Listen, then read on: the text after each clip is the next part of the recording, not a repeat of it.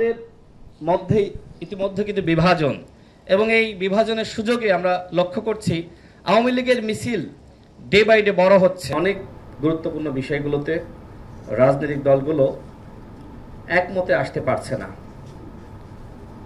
এখন যদি দলগুলো একমতে না আসতে পারে, সেক্ষেত্রে নির্বাচন প্রভাবিত হবে কিনা, দেরি হবে কিনা, সেটি নিয়ে অনেকের মধ্যে নানান ধরনের সংশয় সন্দেহ আছে। জাতীয় ঐক্যমত কমিশন তারা তো আর নির্বাচন কখন হবে, কিভাবে হবে, কারা অংশ নিতে পারবে পারবে না, তারা তো আর সেই সিদ্ধান্ত নিচ্ছে না। তারা রাষ্ট্র সংস্কারের বিষয়গুলো নিয়ে কাজ করছে, তারা তাদের দায়িত্ব পালন করছে। বাকিটা সরকারকে দায়িত্ব নিতে হবে। এই সংস্কারের যে আলাপগুলো, এই আলাপগুলোর মারপেছে কোনোভাবে নির্বাচন আটকে যায় কিনা, এবং একই সাথে আমাদের যারা এই গণ অভ্যুত্থানে অংশ নিয়েছে, বিশেষ করে তরুণ প্রজন্ম, তাদের প্রত্যাশা গণহত্যার বিচারটা অন্তত এই সরকারের আমলে দৃশ্যমান কিছু বিচার, সেটাও আসলে আদৌ সম্ভব হবে কিনা। বিচার বলতে তো আসলে তরুণ প্রজন্ম যেটি মনে করে শেখ হাসিনার বিচার, কিন্তু শেখ হাসিনা তো ভারতে এখনো পর্যন্ত পালিয়ে আছে। তাকে আনার ব্যাপারে সরকারের আসলে কতটুকু সদিচ্ছা আছে সেটি নিয়ে আমি সন্দিহান। যদিও সরকার তারা আমাদের সামনে যেটি হাজির করেছে, ভারত সরকারের কাছে চিঠি পাঠিয়েছে, নানান ধরনের তৎপরতা আমরা দেখেছি, কিন্তু আন্তর্জাতিকভাবে আরও বেশি লবিং করা বা শেখ হাসিনাকে ফিরিয়ে আনার ব্যাপারে ভারতকে চাপ দেওয়া, সেগুলো আমাদের কাছে খুব বেশি দৃশ্যমান না। এখন এই বিচারটা যদি না হয়, সেক্ষেত্রে কি হবে? এখন বিচার আপনি করলেন চুনোপুটির, সেটি তো গ্রহণযোগ্য না। যারা গণহত্যার মাস্টার মাইন্ড যাদেরকে বলা হয়, যারা ডিসিশন মেকিংয়ে ছিল, বিচার বলতে আমরা তাদেরকেই বুঝি। সেই বিচার আসলে কতটুকু হবে সেটি নিয়ে আসলে সন্দেহ সংশয় আছে। বিশেষ করে অন্তর্বর্তীকালীন সরকারের উপরে মানুষের তো আস্থা যেটি ছিল এখন আর খুব বেশি নাই।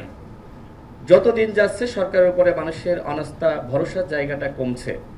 শুরুতে তো অনেকে সরকারের মেয়াদ নিয়ে 5 বছর, কেউ বা 2.5 বছর, 3 বছর বলছিল। এখন কিন্তু এই কথাগুলো আর নাই।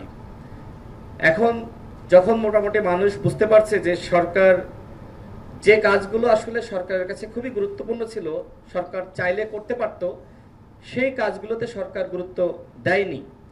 যেমন 14 সালের নির্বাচনের সাথে যারা জড়িত ছিল, 18 সালের নির্বাচন, 24 সালের নির্বাচন, তাদেরকে জবাবদিহিতার আওতায় আনা, কিন্তু সেই কাজগুলো সরকার করেনি।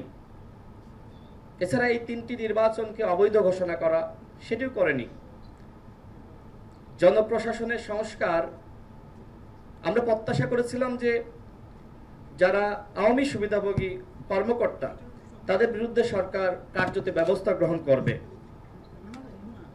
সেটিও আসলে আমরা দেখছি না। এখনো পর্যন্ত যারা আওয়ামী আমলের সুবিধাভোগী সরকারি কর্মকর্তা, পুলিশ কর্মকর্তা, তারা স্বপদে বহাল রয়েছে।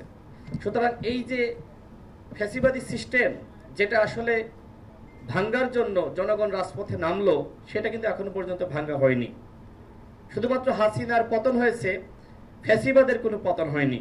সর্বত্র সেই ফ্যাসিবাদী সিস্টেম বহাল তবিয়তে। তো যাই হোক, কথা সংক্ষিপ্ত করতে হবে। আমি সর্বশেষ বলবো, আমরা বিচার, সংস্কার, নির্বাচন, আমরা তিনটাই সমান গুরুত্বপূর্ণ হিসেবে বিবেচনা করি। আমরা মনে করি যে সরকারের আর যতটুকু হাতে সময় আছে, সেই সময়ের মধ্যে তারা ঐক্যমতের ভিত্তিতে সংস্কারটা জনগণের সামনে দৃশ্যমান করবে। একই সাথে আগামীতে যাতে যে সরকারি ক্ষমতায় আসুক না কেন, বিচার কার্য যাতে শেষ করে সেই বন্দোবস্ত তারা যাতে জাতির সামনে হাজির করে, এবং ফেব্রুয়ারি মাসে যে নির্বাচন করার প্রতিশ্রুতি জনগণের সামনে সরকারের পক্ষ থেকে এসেছে, সরকার যাতে এই ফেব্রুয়ারি মাসেই নির্বাচন করার ব্যাপারে আন্তরিক থাকে, সেই বিষয়ে আমি সরকারকে আহ্বান জানাতে চাই। এবং সর্বশেষ বলবো যে আমাদের মধ্যেই ইতিমধ্যে কিন্তু বিভাজন, এবং এই বিভাজনের সুযোগে আমরা লক্ষ্য করছি আওয়ামী লীগের মিছিল ডে বাই ডে বড় হচ্ছে। লন্ডনে আমরা দেখলাম যে তথ্য উপদেষ্টা মাহফুজ আলমের উপরে আওয়ামী লীগের সন্ত্রাসীরা তারা হামলা চালিয়েছে। এর আগেও আরেকবার হামলা চালিয়েছিল। অর্থাৎ যারা জুলাই গণঅভ্যুত্থানে ভূমিকা রেখেছে তাদের উপর আওয়ামী লীগের যে ক্ষোভ, সেটা আমরা দেশে দেখছি, বিদেশে দেখছি। আমাদের দলের সভাপতি নুরুল হক নুরের উপরে যেভাবে আমাদের দলীয় কার্যালয়, গণ অধিকার পরিষদের কার্যালয়ের সামনে হামলা হয়েছে, এমনকি আমাদের কার্যালয়ের মধ্যে হামলা চালিয়েছে যারা বাথরুমে আশ্রয় নিয়েছিল, তাদেরকে দরজা ভেঙে ভেঙে তাদেরকে রক্তাক্ত করা হয়েছে। এখনো পর্যন্ত নুরুল হক নূর হাসপাতালের বিছানায় কাতরাচ্ছে। আজকে 15 দিন পুলিশের যারা এই ঘটনায় জড়িত, সরকার তাদেরকে চিহ্নিত করে ব্যবস্থা নেয়নি। সেনাবাহিনীর যারা জড়িত তাদের বিরুদ্ধে ব্যবস্থা নেয়নি। তাহলে সরকার কি শুধুমাত্র এই নিন্দা জানিয়ে তাদের দায়িত্ব পালন করলো? আমি আসলে জানি না। সরকারের পক্ষ থেকে, এমনকি প্রধান উপদেষ্টার পক্ষ থেকে বলা হয়েছিল দেশের বাইরে চিকিৎসার জন্য নেওয়া হবে, কিন্তু এখনো পর্যন্ত সেটি নিয়ে গড়িমসি। মানে সরকার যেভাবে, আমি শেষ করছি, সরকার আমাদের কাছে যে প্রতিশ্রুতি দিচ্ছে সেটি আসলে সরকার রক্ষা করতে পারছে না। আমি সর্বশেষ বলবো, আমরা যদি এক না থাকি, ফ্যাসিবাদ বিরোধী শক্তি আমাদের মধ্যে যে বিভাজন পরিলক্ষিত হচ্ছে, এই বিভাজনের সুযোগে আওয়ামী লীগ এবং তার দোসররা ফিরে আসার একটি মিশন হাতে নিয়েছে।